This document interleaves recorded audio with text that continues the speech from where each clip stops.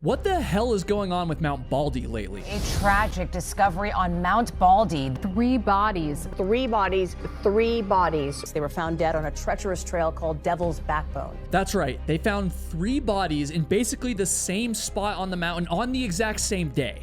And if that sounds like a freak coincidence, well, I thought the same thing at first. But then I started finding older cases, like this man, or this woman, and this man. It then became clear to me that there is a pattern on Mount Baldy, and it's so undeniable that some people are now even calling for the mountain to be shut down entirely. So we're gonna start with the most recent viral story, figure out what the hell happened, and then we're gonna dive into what I'm calling the Mount Baldy files, the dark history that nobody sees in the fleeting headlines.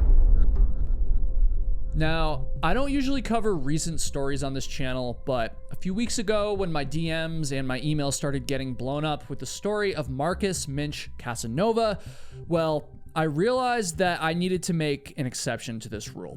And there were 2 reasons for this. Number 1, Marcus's story is just the latest example of Mount Baldy's disturbing pattern. And number 2, there is a very important message that I think needs to be heard now, not years from now, that's related to all this. And so I'll be sharing that at the end of the video. On December 29th, 2025, Marcus Minch Casanova and his friend climbed towards the frozen summit of Mount Baldy. And at the exact same time, over 50 miles away from the mountain and from the comfort of his own home, Marcus's father, Ken, followed their progress on a GPS tracker. For a while, everything seemed normal. The tracker made steady progress up the mountain, a typical pace that a 19-year-old like Marcus would keep. But then, all of a sudden, that little tracker stopped making sense. It wasn't climbing anymore. It wasn't moving along the routes like it had been doing all day. It looked stuck off trail down in a gully, the kind of place that a hiker had no business being stuck in. Ken's brain immediately jumped to the worst possible conclusion. I mean, what else was he supposed to think, right? And so he started texting Marcus's GPS. He sent multiple desperate messages to his son, hoping to just get any response. But Ken's phone screen stayed frozen, and so did Marcus's GPS tracker. Ken didn't know what had happened yet, but he knew that something must have gone horribly wrong. Marcus Minch Casanova was 19 years old and a freshman at Santa Clara University's business school. He was also an adventurer and someone who loved the outdoors. And that detail matters because it's easy to hear 19-year-olds on a mountain, and just assume recklessness, right? It's easy to assume that Marcus went out there doing something stupid for a thrill. I need to tell you right now, by all accounts that I could find, that was not who Marcus was.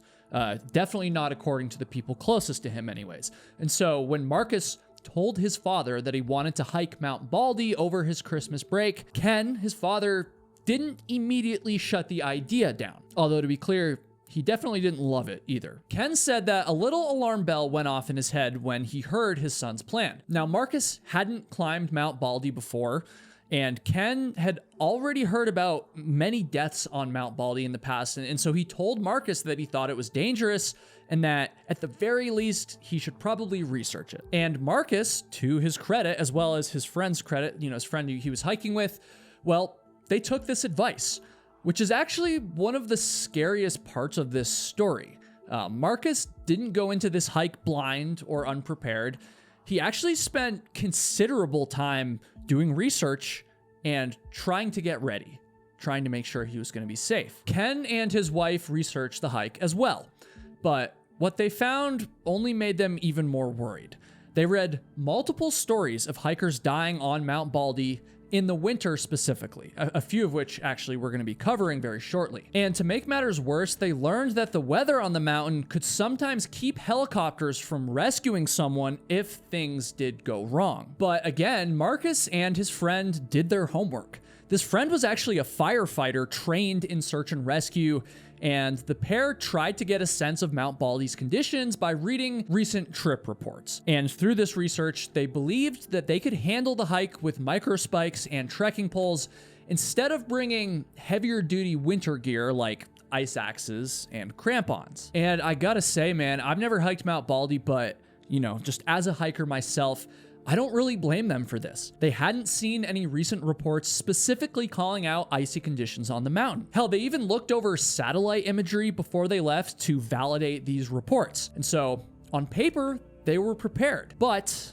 what they didn't know is that over the Christmas period, storms hit the mountain hard, dumping rain and snow, and then it all froze into something incredibly dangerous. Ken later said that the satellite imagery that they looked at was a few days behind, and so by the time that Marcus and his friend set out, they were hiking into conditions that were way more dangerous than what they thought they were signing up for. Now, I gotta say something real quick here. There's a very important message at the end of this video, like I said earlier, and there's a very important give back call out coming soon, one that really matters to me, and honestly one that I hope you're gonna join me in. This audience, you guys, you've given me such an incredible opportunity to actually make a difference, and I'm so grateful for that. And another thing I'm so grateful for is the support that sponsors give this channel, because honestly, I really wouldn't be able to reach all of you guys without them, at least not as frequent as I do. And so I have to give a big thank you to Drink Element. Element is the sponsor of this video. They're probably the biggest reason why I'm gonna be able to share this message at the end of the video. And they're also the best electrolytes on the market. It's really not even close. This right here is citrus salt. This is my favorite. Lemonade salt is another amazing flavor. If you're a regular viewer, I know you've watched a lot of these Element ads. And so if you've been putting it off, now is finally the time to go ahead and click the link at the top of the description, make a purchase of whatever Element flavor sounds the best. Again, I would recommend lemonade or citrus. And when you do that through my link, you're gonna get a sample pack of 8 additional Element sticks thrown in with your order for no additional cost. You're going to get some free Element. You're going to get to try their most popular flavors. Element is totally different because they don't have any sugar or any crap or junk like you find in so much of our food these days, but even other electrolytes. Like, these companies just load up their stuff with sugar. You might as well just drink soda at that point. Element's not like that. All they have is the electrolytes that you need to stay healthy and hydrated, and they have an amazing taste. So one more time, click that link or go to drinklmnt.com/KyleHatesHiking. Go make a purchase, go get your sample pack thrown in. And okay, we've got a lot of very important stuff to talk about here, so let's get back to it. Before Marcus left for his hike, his father obviously wasn't super thrilled with the idea, and Marcus tried to calm him down with a promise. He told his father that if he got up there and it truly felt unsafe, then he would turn around. And that wasn't just a throwaway line, you know, to make his father feel better, by the way. That was Marcus trying to do the right thing, trying to respect his parents' fears while still going on the adventure that he so desperately craved. On December 29th, Marcus and his friend started hiking at 6:40 in the morning, and Ken stayed connected the only way that he could. Once again, he followed their progress on Marcus's GPS tracker. For hours, the little dot slowly moved up the mountain just like it was supposed to. Eventually, Marcus and his friend stopped for lunch right around 8,700 feet up, or about 2,650 meters. During this break, Ken and Marcus texted each other. Conversation was painfully normal. You know, talking about the temperature, the cold, the kind of casual back and forth that makes you feel like, you know, if you're Ken, he's fine. It's all good. And by this point, the summit was actually very close enough that if it was my brain on the mountain, well, I would start thinking in terms of reaching the finish line rather than focusing on safety. I can't speak for Marcus, obviously. That's just how I think I would probably feel if I was in his shoes. Marcus's lunch break ended, and they continued hiking up the mountain. And this is actually what brings us back to the moment that I opened up with. Ken was watching the tracker when he noticed that something was wrong. The pointer looked like it was stuck in a gully, and he assumed that Marcus and his friend had left the trail to try to get down the mountain via some alternate route. It just didn't seem right. And so Ken sent an urgent message to Marcus, but of course he received no reply. A few minutes passed and he tried again, but still nothing. And I know that all of you can relate to that anxiety of checking your phone every couple seconds, waiting for a text that seemingly never comes. Can you imagine if this was your son on a mountain like this? My goodness, man. Ken never got that text back from his son. Instead, he received a phone call from Marcus's friend. This friend told Ken that he was sorry, and he told him that Marcus had fallen. Ken and his wife got in the car and they raced towards the mountain. Ken also messaged Marcus once again because even after hearing that he had fallen, his brain, was still clinging on to some hope. So he sent his son a message essentially telling him that help was coming, which is just, man, these stories hit different when they're recent, man. Maybe that's another reason why I don't usually cover these. But when they arrived at the mountain, the scene was chaotic.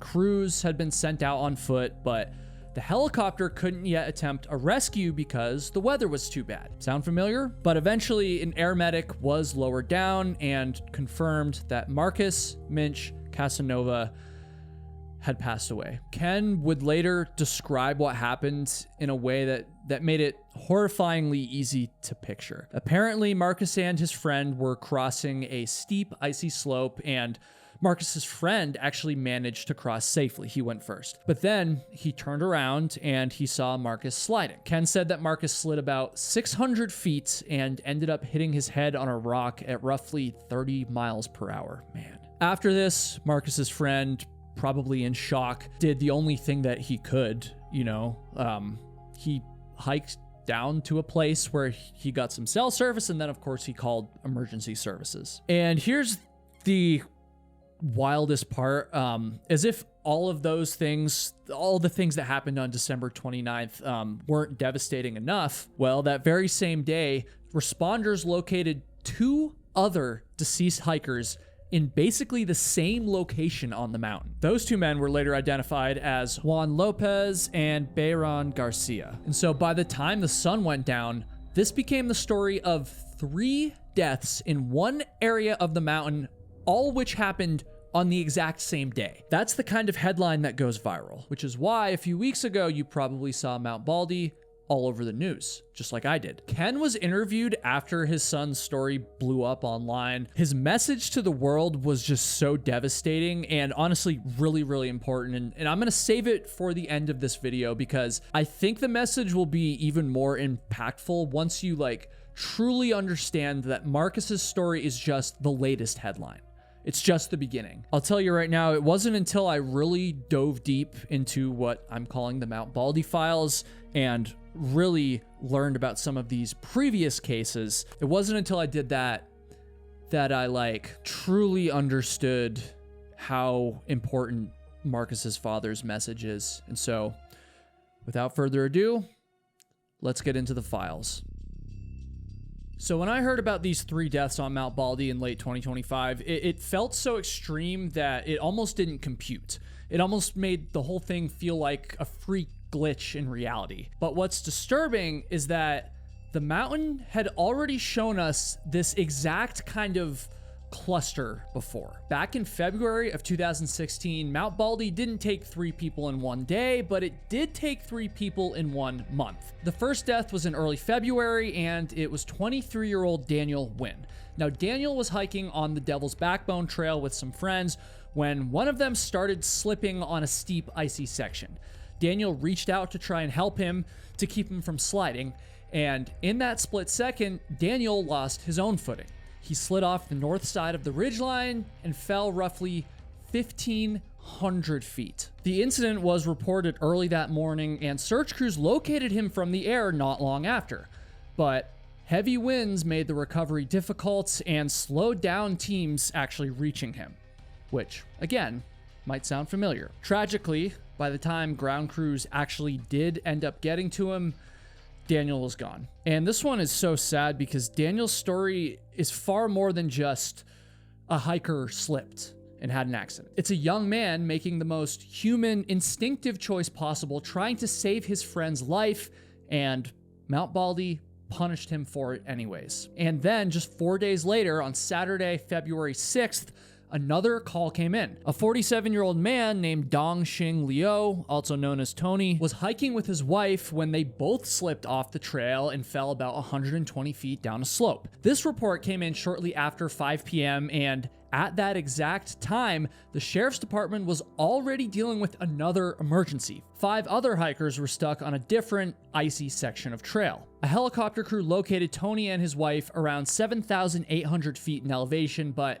Rescuers didn't reach them until later that night after 8 p.m. Tony's wife survived, but tragically Tony did not. And so now there were 2 Mount Baldy deaths in less than a week. And the common thread was steep terrain that had turned into an icy death trap. After those first 2 deaths, officials temporarily shut down multiple trails around Mount Baldy. But basically, as soon as the trails opened back up, it happened again. A third fatality. On February 20th, a 45-year-old man from San Diego slipped and fell while hiking the Devil's Backbone Trail, and searchers eventually located him roughly 1,000 feet down the mountain. After the rescue effort, he was transported to the hospital, but tragically did not make it. Now, his name was never released, but I did find one very disturbing fact about his story in my research. I'm not sure what the first 2 hikers were wearing on their feet, but apparently this third hiker was wearing crampons, which is shocking because that's about as hardcore as your winter traction can possibly get. And so this story from 2016 shows that even if you're wearing literally the optimal traction, at least as far as I'm aware, you're still at risk on Mount Baldy. By the end of February 2016, you had 3 people dead in 1 month on the same mountain. And once I realized that Baldy had already had a 3 deaths month before, I stopped looking at late 2025's disaster like it was just an isolated incident. But it gets even worse because just days before the February 2016 madness I just told you about, there was another incident. And this one was a little bit different. On January 23rd, 2016, 35-year-old Jason Lopez and his brother-in-law, Rob Wayman, set their sights on climbing Timber Mountain, which is in the Mount Baldy area. It's very close. Timber Mountain can be a challenging hike from everything that I've gathered, but for 2 experienced guys like Jason and Rob, it was supposed to be just another long winter day of summiting another great peak. And the day actually started out pretty normal for them as they climbed out of Icehouse Canyon, hiking through snow-covered trees and winding their way past the tree line. But above 8,000 feet, the trail changed completely. Slick ice coated the narrow path and the steep slopes below it, turning what had been a routine climb into something far more dangerous. These are the kind of conditions where every single step matters. They continued climbing, trusting in their experience, but no amount of experience could have prepared them for what happened next. As they were making their way up a snow-slicked ridge, Jason's trekking pole got caught. This caused him to lose his balance, and before he could recover, his feet slipped out from under him. And so in an instant, Jason was sliding backwards, completely out of control, down the icy mountainside. Rob could only stand and watch in complete horror, I might add, as Jason plunged roughly 1,000 feet down into the snowy unknown below. Rob began yelling Jason's name, but he heard nothing in response. And so he hiked down to the saddle of the mountain where a little bit of cell service was possible. And that's actually where he found a group of other hikers who agreed to go search for Jason on the hillside. After descending roughly 1,000 feet, one of the fellow hikers spotted something that would send chills down just about anyone's spine. It was a trail of blood.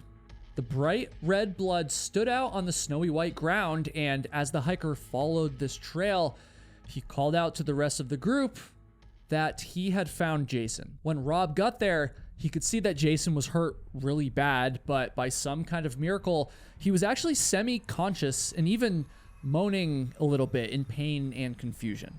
The hikers used some of their extra jackets to cover Jason and help prevent hypothermia, and with just 1 bar of cell service, the group was able to call for help and confirm that a helicopter was on the way. Jason shivered and drifted in and out of consciousness, and after 45 tense, cold minutes, the helicopter was able to extract him. Now, his injuries were staggering. He had a fractured skull, serious brain trauma, among many other injuries. His recovery was described by doctors as a long, uncertain road ahead, but he had somehow survived this treacherous fall. However, as you now know, just a few weeks later, well, Mount Baldy would manage to claim the 3 lives that I just told you about right before Jason's story. Jason's survival was nothing short of remarkable, and his story is also a reminder of how quickly conditions can change, even on our favorite mountains, and how survival sometimes depends on the courage and kindness of complete strangers. And so, what happens when no strangers are around to help? Well, that brings us to what is perhaps the most well-known horror story from Mount Baldy, the disappearance and death of actor Julian Sands. Now, I have a whole other video on this, and so I'm going to keep it brief right here. But I mean, you can't talk about Mount Baldy without at least mentioning Julian Sands' wild story. Julian Sands was born in England, and he became a well-known actor, starring in films like A Room with a View and The Phantom of the Opera. And from everything that people said about him, hiking seemed to be his way to kind of take a temporary break from the Hollywood lifestyle every now and again. On January 13th, 2023, Julian started up the Baldy Bowl Trail by himself. Now, he'd climbed Mount Baldy about 200 times in the past, including winter ascents, and he had also climbed in the Alps and the Andes. He was not a novice hiker, is what I'm getting at. Hell, he even had so much experience on Mount Baldy itself. But by 7:30 p.m., he still hadn't returned from his hike. His family failed to reach him, and so they reported him missing, and almost immediately, storms started slamming the mountain with high winds, heavy snow, and near zero visibility, making searching incredibly difficult. His car was located at the Baldy Bowl trailhead, and phone ping data placed him on a ridge between Baldy Bowl and Good Canyon. A massive search was launched, but week after week, they kept coming up empty-handed. A final search went out on June 17th, 2023, a few months later, with more than 80 volunteers and staff, by the way, and helicopters and drones. But even then, Good Canyon proved to be too difficult, and a part of it actually ended up going unsearched. On June 21st, Julian Sands' family thanked everyone, basically accepting that the search was over. His fate was still a total mystery. But then, 3 days later, a group of hikers led by a man named Bill Dwyer descended into Good Canyon. And suddenly, Bill spotted a boot, and then another, and then some trekking poles, a pile of winter clothing. And finally, he found scattered human remains, pulled out a wallet from some of the clothes, and the name on the ID was Julian Sands. Authorities later ruled the cause of death to be undetermined. A full autopsy report was not publicly released, at least that I could find, and questions do linger still. I mean, why was Julian Sands located in Good Canyon? It's not exactly where he should have been hiking. And why was he found with micro spikes but not crampons, and without a helmet, ice axe, or a satellite GPS device? I mean, Julian Sands, again, was an experienced hiker. He probably should have known to be carrying those things. I don't know. Clearly, experience is important, but it doesn't eliminate risk. And actually, nothing makes that more obvious than this next story, which is the disturbing fate of the man who is almost certainly the most experienced Mount Baldy hiker in history. I'm not even joking. Many people called Sam Kim the mayor of Mount Baldy. He'd been up and down the mountain so many times that, I mean, it's cliche, but he knew it like the back of his hand. However, when the sun went down on April 7th, 2017, Sam hadn't returned from the mountain, and his wife just got this sick feeling that the mayor of Mount Baldy might be in some serious trouble. Sam's wife, Sunny, was used to his erratic hiking schedule, but this time, Sam hadn't called to give any updates, and when Sunny tried his phone in the morning of April 8th, it went straight to voicemail. At 78 years old, Sam Kim loved to hike. He and Sunny had operated a gas station and convenience store in LA, working tirelessly for 9 years, hardly ever taking a day off. And finally, Sam retired at the age of 69 and pretty much began hiking full time. And one of the most astonishing parts of this story is that Sam had climbed Mount Baldy over 800 times. He actually had a personal goal of reaching 1,000 summits before turning 80, hence how he got the nickname the mayor of Mount Baldy. And so by the early 2010s, Sam was climbing Mount Baldy weekly, sometimes even daily.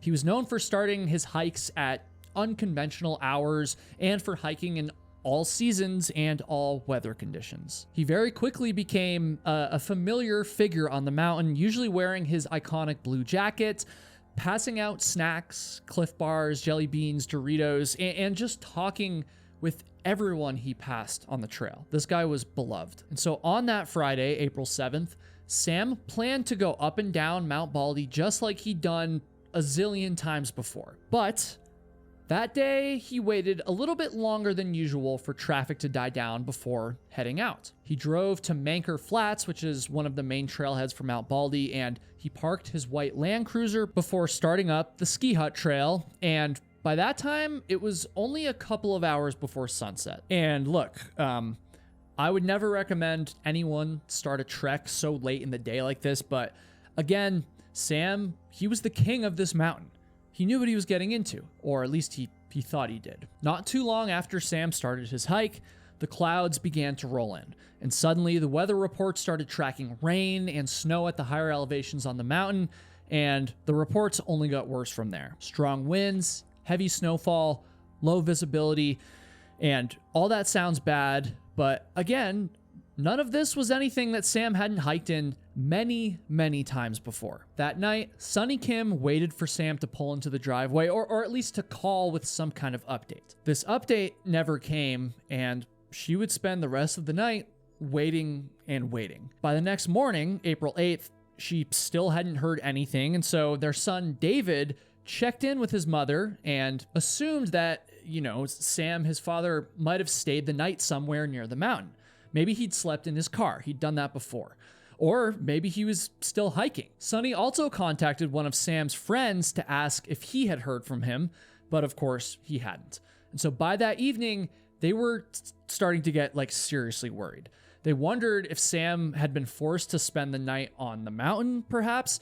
And that had actually happened before. On a previous trip, he had to stay out there and he wasn't able to contact his family, but he did end up making it off the mountain okay. And just to illustrate how relentless Sam truly was, he actually returned less than 24 hours later and hiked Mount Baldy all over again. It was also possible that the mayor of Mount Baldy was just busy helping someone else off the mountain. That very same year, Sam had actually helped guide lost hikers down from the summit during a storm, so that was a possibility. But another day passed, and on Sunday, April 9th, David Kim drove past his parents' house to see that the driveway was still empty. And so he immediately began driving down towards Mount Baldy, and on the way, he contacted a friend of Sam's who lived near the trailhead, another Mount Baldy hiker, and this friend confirmed that Sam's white Land Cruiser was still parked at the trailhead. And so at this point, David sped up his car, and when he finally arrived at Mount Baldy Village, he rushed into the visitor center, and he reported that his father was missing. The case was assigned to the Los Angeles County Sheriff's Department as well as West Valley Search and Rescue, and they worked their way up towards the ski hut, checking known routes and common off-trail areas. The search dragged on late into the night as helicopters were placed on standby until the weather allowed. Once again, seems to be a common theme here. It wasn't until 2:10 p.m. on Tuesday, April 11th, that a sheriff's helicopter spotted something that didn't quite look right. The odd object was just northwest of Mount Baldy summit, and crew members craned their necks to try to get a better look, and they soon realized that it was a human body, which is obviously chilling all by itself, but everything changed when they spotted another key feature of the body. It was a bright blue jacket.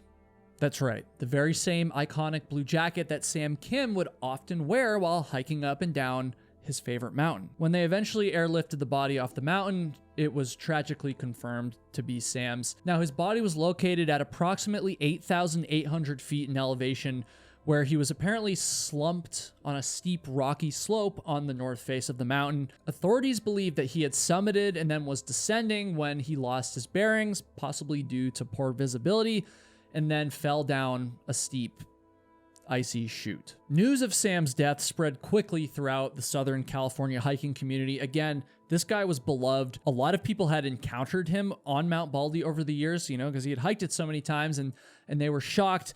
And his family even invited hikers who had known Sam to attend his memorial and share stories and photographs. And while Sam was known for tracking his ascents up and down Mount Baldy and setting, numerical goals, we'll say, his family has said that those numbers themselves were never what really mattered to him. He just loved to be on that mountain. And his story is a horrific reminder that the mountain might not love you back. Sam Kim's story is yet another example of how even experienced hikers really aren't safe on Mount Baldy. And if that's the case, then how are less experienced hikers supposed to fare? Well, I have an example of that too. Li Fei Wong was a 22-year-old woman from Monte, California, and on February 4th, 2024, she planned to go for a hike in the Mount Baldy area. Now, she wasn't a super experienced mountaineer, like I just said, but her friends did describe her as someone who liked to explore nature casually and capture moments along the way. Around 2 p.m. that afternoon, Li Fei set out on her hike. Now, she wasn't heading for the summit of Mount Baldy, which is a little different than most of the stories I've told. She was just taking a brief trip to the ski hut and back, a couple short miles.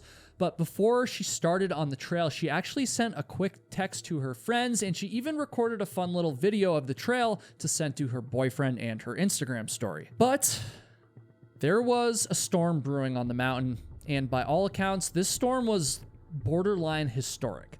Relentless sheets of rain at lower elevations and blinding snow, violent winds up higher. The mountains were swallowed whole, and Li Fei was in serious danger. She just didn't realize it. By 11:14 p.m., Li Fei's loved ones still hadn't heard from her, and they knew that the weather was just going to get worse, and so they made that gut-wrenching decision to contact the authorities and report her missing. The San Bernardino County Sheriff's Department mobilized, again, West Valley Search and Rescue early Monday morning around 2:30 a.m., but the mountain was still an unforgiving force of nature. In fact, it was so bad that, it was just straight up dangerous for searchers, and they had to pause the search, essentially. And so it seemed like hope was fading with each passing hour, and crews were just left wondering what could have happened. But after nearly a week since Li Fei had disappeared, the search effort finally had a breakthrough. And it actually came from one of the most unlikely and even random sources imaginable. On the afternoon of February 10th, a random civilian was in the Mount Baldy area flying his personal drone high above all the frosty trees. And when he was capturing footage over the upper San Antonio Creek Falls, he spotted something very unusual. Now, this drone pilot knew that multiple people had gone missing in the Mount Baldy area fairly recently, and so he reported this odd finding to the authorities. At about 7:45 a.m. the following morning, aviation rescue teams managed to hoist medics down to the snow-covered slope, and once they got there, the medics located this mysterious finding that was spotted by the drone, and their darkest fears were confirmed. Right there, buried in frozen rock and ice, they found Li Fei, and she predictably was no longer alive. Folks, the scary thing is that there are countless other examples of hikers dying on Mount Baldy that I haven't even included in this video. This video could be twice as long if I really wanted it to, but I'm pretty sure you get it by now, and so I want to tell you something very important. I'm sure that a lot of you noticed this. Every single story I just told you, including the most recent tragedies in late 2025 that we started with, every single story took place in the winter. Now, Sam Kim's death was in early April, but winter conditions are still present on the mountain during that month, and so you get what I'm saying. Mount Baldy is extremely dangerous in the winter, and that's probably true of any mountain, but I can't really think of another mountain except for maybe Mount Washington in New Hampshire that has a pattern of deaths like this. It's insane. And so clearly something needs to be done to increase hiker safety on Mount Baldy, at least in the winter. And Marcus Minch Casanova's father, Ken, who you'll recall from the beginning of this video, well, he has gone public with a very interesting idea. Ken thinks that hikers should be required to obtain a permit before hiking Mount Baldy. And before you get all up in arms about that, what he's talking about is a free permit that you obtain by watching a video about the dangers of the mountain before you hike. And I have to say, this is a very admirable and a very reasonable response. especially after everything that Ken has gone through. I mean, I wouldn't blame him if he had just outright called for Mount Baldy's trails to be shut down entirely. Ken said that he didn't understand what grief truly was until he lost his son Marcus. And he made it clear that after feeling all of that pain, he and his wife couldn't just sit quietly and let other families walk into the same nightmare. And through this grief, they're building something that matches who Marcus was. They created a nonprofit in Marcus's name. It's called the Marquitos Adventure Club, and its mission is to fund outdoor experiences for young people who might not otherwise get access to them. Now, I've made a donation to this fund, and I'll have it linked below. I would really appreciate it if some of you guys could as well, even if it's just a couple bucks. It doesn't have to be anything crazy. And are you now ready for what is probably going to be the most heartbreaking thing that you're going to hear all year? Well, Ken attended Marcus's cremation, and he did this because he said that he didn't want his son's final adventure to be something that Marcus did alone.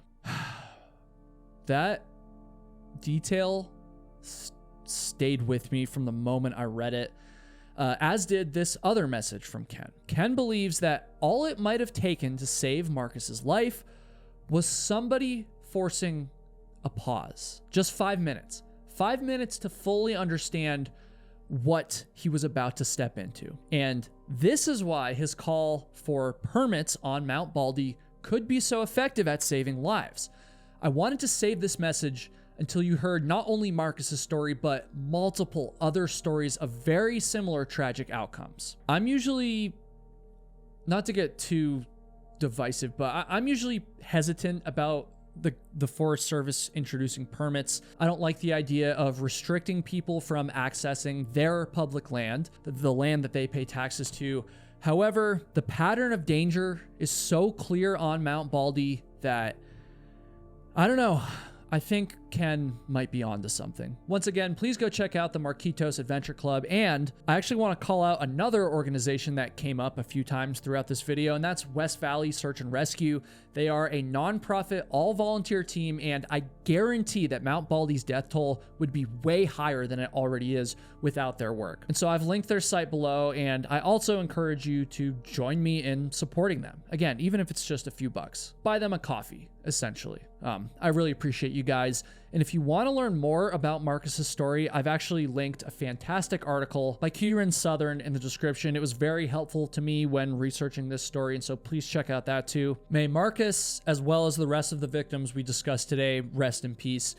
Please show them some love in the comments. Please keep your comments respectful on this one, guys. And look, if you take anything away from this video, I beg you, do not hike Mount Baldy in the winter unless you are like an extremely experienced mountaineer. And even then, I would really think twice about it. Thank you for watching. I'll see all of you in the next one, and please stay safe out there.